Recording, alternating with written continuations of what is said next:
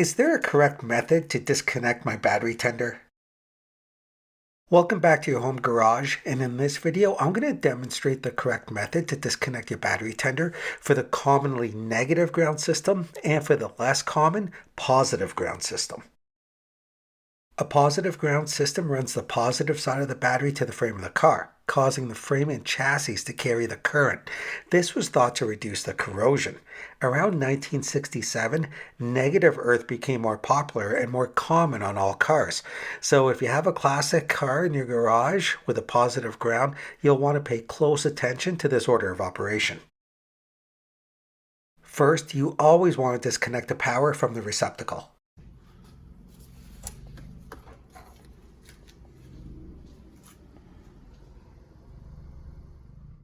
For an older positive charged vehicle, now disconnect the positive lead followed by the negative.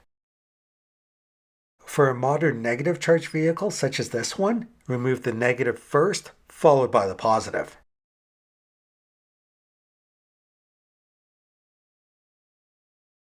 These methods will ensure confidence and safe handling and disconnection without causing any electrical damage. And there you have it, negative first for a modern day system and positive first for an older antique if it's positively charged. So make sure you help to keep this channel going by hitting that like button, sharing this video with a friend. Also, please comment below as I reply to all, plus don't forget to subscribe. And we'll see you next time on your home garage.